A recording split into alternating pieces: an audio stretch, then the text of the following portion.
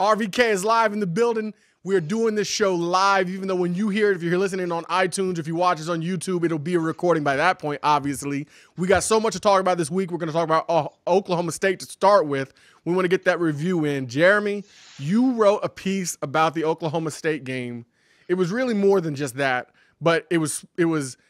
I would say the catalyst was the Oklahoma State game. What can you tell me about your feelings leaving Morgantown after that game?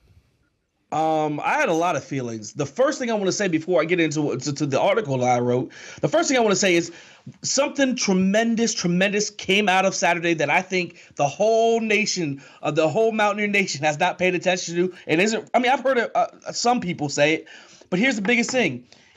We have real reason to be excited coming out of Saturday. You know why, Brandon? I think I know why, but I want to hear you say it. Because Will Greer's coming back. Will Greer is coming back for his senior year. There's no way. There's no way. All them eyes. Look, terrible game. We feel bad. At least we know he's going to be back for another round, another go at it, and another opportunity to watch Will Greer in Morgantown. That's the best thing that happened with Saturday. They said there were 10 scouts there, including Doug Williams from the Redskins. So, yeah. And Solitnikov will be back again. Now, the other thing that happened, like you said, Will Greer's back. Will Greer's Heisman chances are over. 4 interceptions, a 3.6 QBR. His chances of winning the Heisman are over. But he's still Mountain Greer. That's the thing I think people miss. Terrible game, no excuses for it, but he's still Mountain Greer. And I can't wait till the dude represents this weekend against Iowa State. The thing I was sitting there thinking is, we love Mountain Greer and we believe in Mountain Greer, and you're allowed to have a bad game. But as I was sitting in the stands, I was thinking that both these quarterbacks are definitely not doing themselves any favors. No, and one's a senior, and it's not Will Greer. Mason Rudolph didn't look good either. He didn't look that great. I mean, the pick six and some other passes that were should have been intercepted. I would say behind his receivers and late. Like, neither one of these quarterbacks really put on a show Saturday, which is they put on a show. Of the year. They put on a show. It was just perfect for Halloween because it was disaster, man. It was horrible. I want to say though, my overall feeling leaving that game is that it's okay to lose because losing happens. Alabama loses. Clemson loses. Ohio State loses. And I'm using those names because those are the creme de la creme, the upper echelon, what everybody aspires to be. Everybody loses. What is never okay, ever, not even one moment in a day, is to not give your best effort. I don't care what you're doing. And what happened Saturday was not our best effort. That was the thing that bothered me the most. When we left like a team that was soft, that had no mental or physical toughness, that got pushed around and beat up in almost all phases of the game, even though the defense, in my opinion, played better than the 50 points they gave up. They missed too many tackles. Yep. They overran plays. The only person who has any reason to hold their head high, the only person, is David Long. Mr. 18 tackles, 7 for a loss, the 7 for a loss breaking a school record. 18 being, I think, the most since 2003, at least since 2003 when Grant Wiley had 17, I believe. David Long is the only one who acquitted himself, but everybody else, including the coaching staff, there's a lot that needs to be done. And Dana, to give credit to Dana, he said right away, it starts with him. Yeah. And there's no getting around that. Everybody talks about firing Dana, but that's nonsense. But as far as fixing these problems, it starts with him. And things were not good Saturday.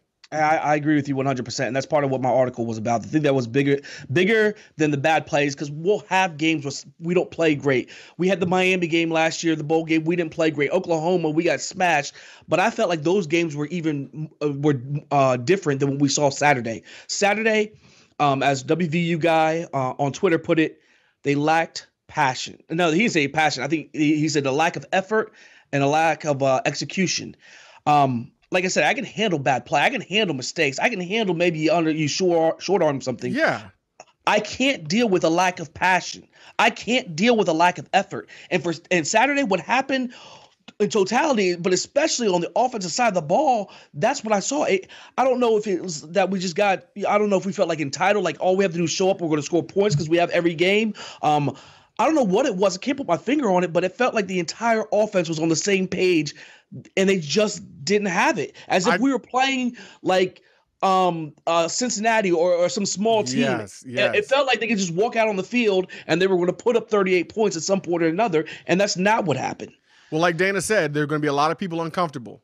And that's what he was talking about. Love it. Love it. Tony Gibson said in an interview session on Tuesday, he said, I don't like being around soft people. And there's no question we were soft.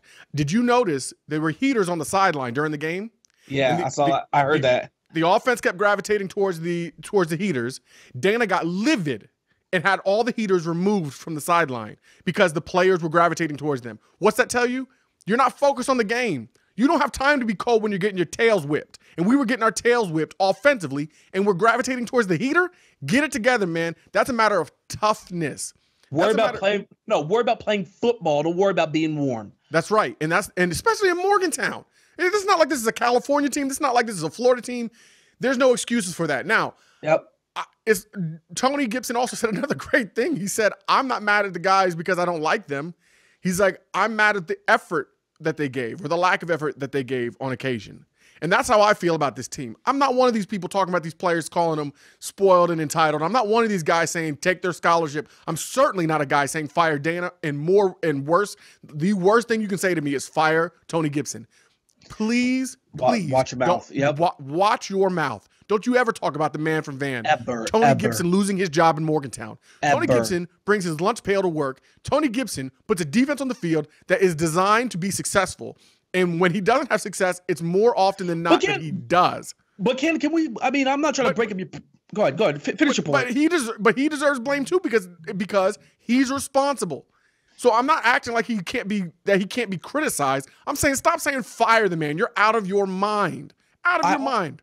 I also feel like if you say you could hold Oklahoma State to 30 points in a game, I don't think that any of us will be blown away by it, but I think most of us would have taken that. 30 points in the entire game. You know why? Because we're playing the best offense in the entire country. Yeah. What I saw, that's the thing. I looked at the defense and I didn't feel like they were garbage.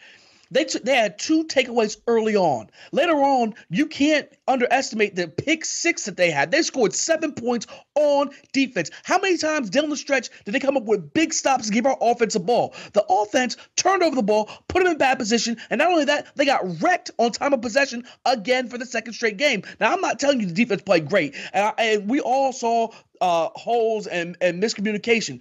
But I think they played a lot more solid than what the 50 points of the 50-cent piece that was hung on them on Saturday. And I think people keep missing that. I have much more issue with our offense not being able to produce at all. Because it makes no sense. You got spotted. You got turnovers at the midfield. The defense scored a touchdown. The special teams blocked up. That dude blocked a punt. That's what they were talking about before the year. And we blocked the punt.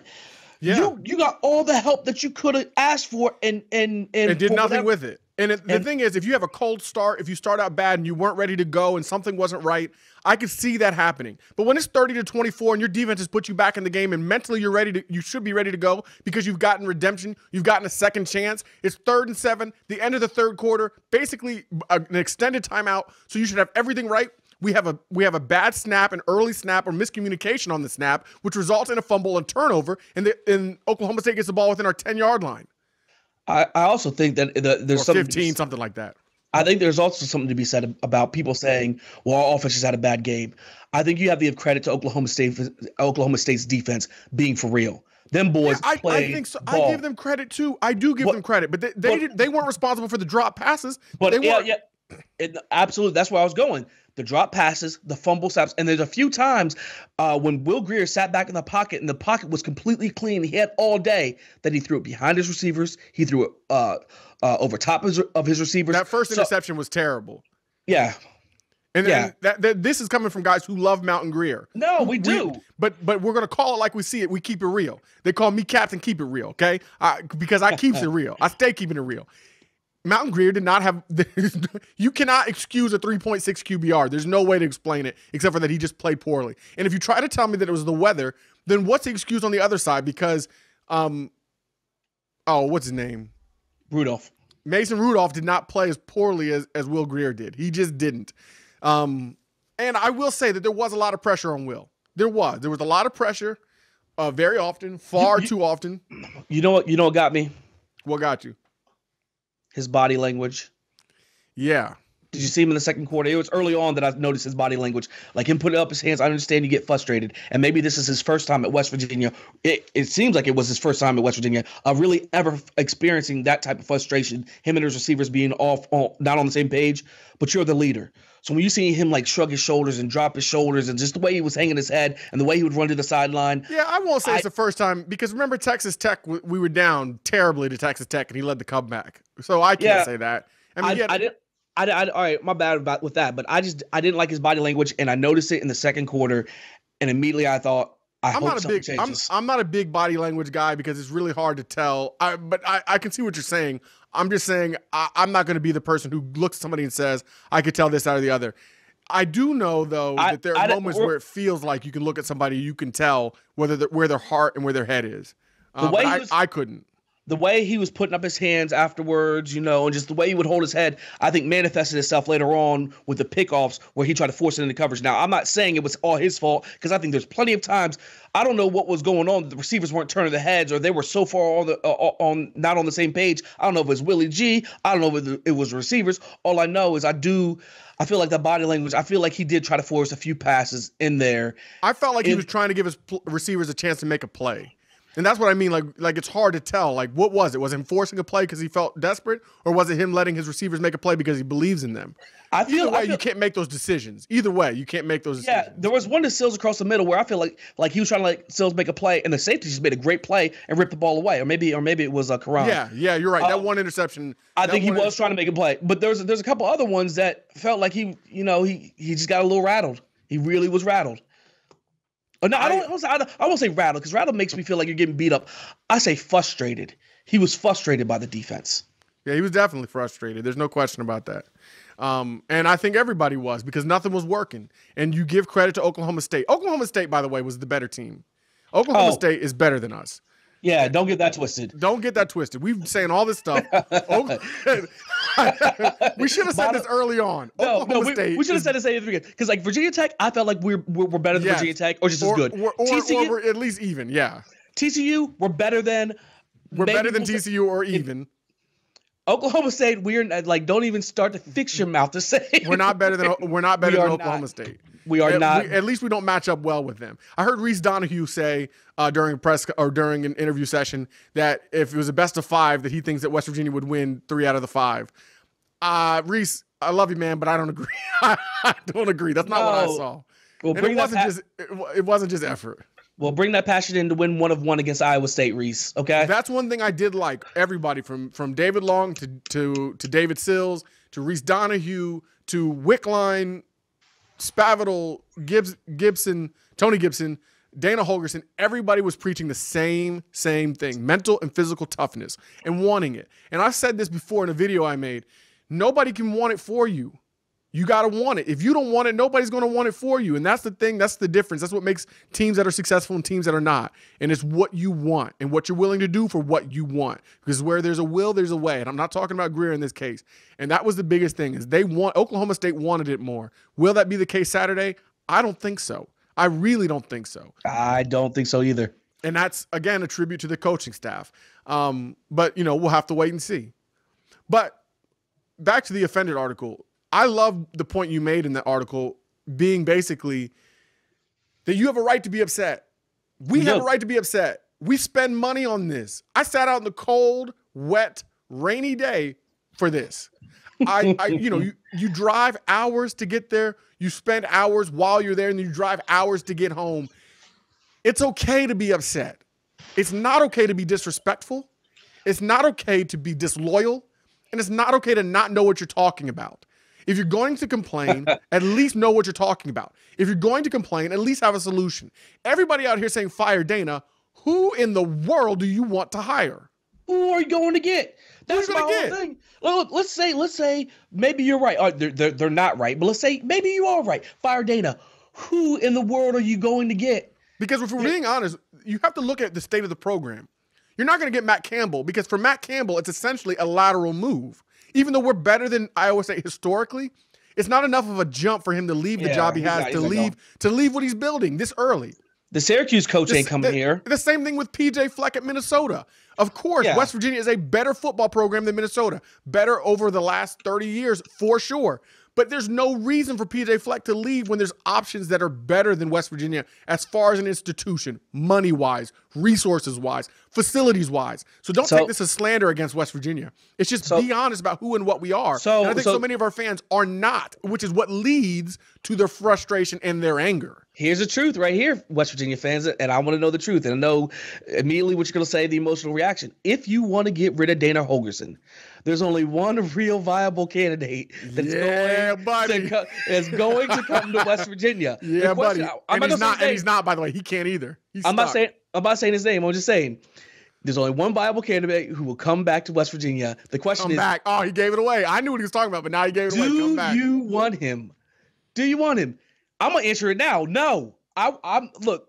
I don't care. You know what I want? I want to win. I don't care who's responsible for us winning. I just want to win. I don't care. You gonna talk about the recruits we're getting later? But Jeremy's talking about Rich Rod, and there's no way Rich Rod, the Mountaineer Nation would not accept him back, and Rich Rod ain't coming back. Brandon, you just said you don't care. Are you watching what he's putting together? Are you watching the freshman on the field for West Virginia? And then you see this freshman class coming in. Are you watching what is taking place?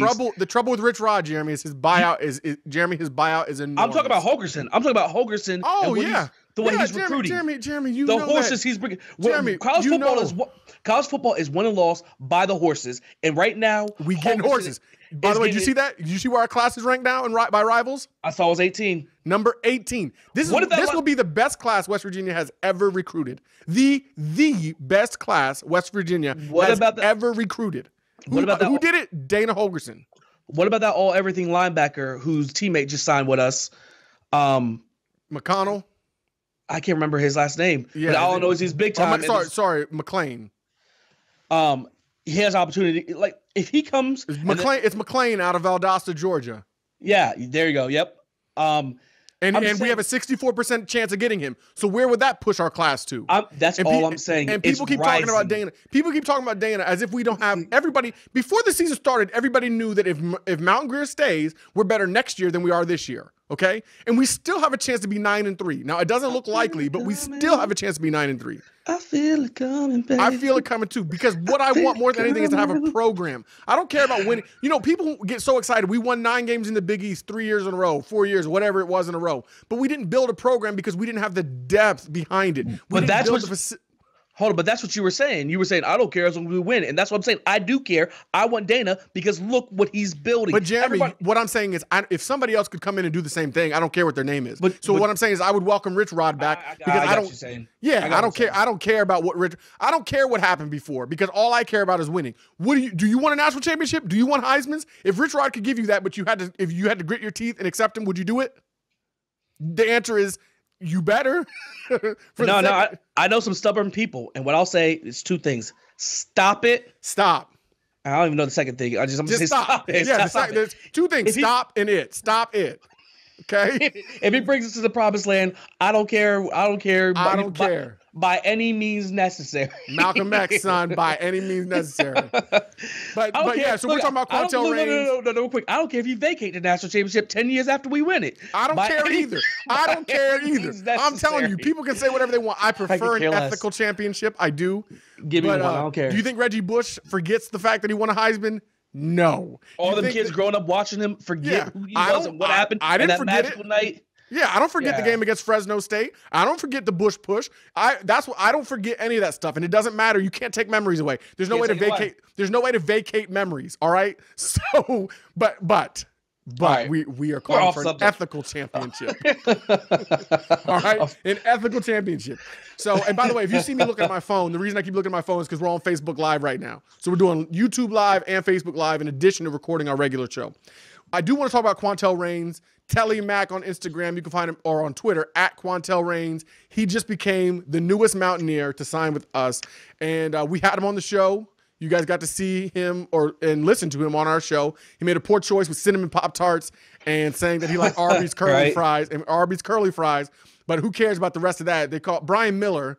Follow him on Twitter. Brian Miller calls him an F5. I told Telly Mac that he liked that. Man, we beat. The thing about getting Quantel Reigns is he's a 4-star. That's awesome. We love getting 4-star guys. He's a Rivals 250 guy. We love getting top 250 guys in the country. That's awesome. It's good for the brand, as Pat McAfee would say. It's good for the brand. The best part about it is it was down to Penn State, Florida, and Pitt. I love it. And guess what? We beat Pitt. Any chance you get to beat Pitt, let's beat Pitt. And we did. You should see the belly aching and the crying people were doing on salty. Twitter. So salty. How are you going to go to West Virginia? Blah, blah, blah. You're going to leave your hometown. And he said, first of all, I'm not from Pittsburgh, which I loved even more. Yep. So even though it was a bad weekend, it's been a good week. And it's going to get even better when we get to Iowa State. And that's coming up next.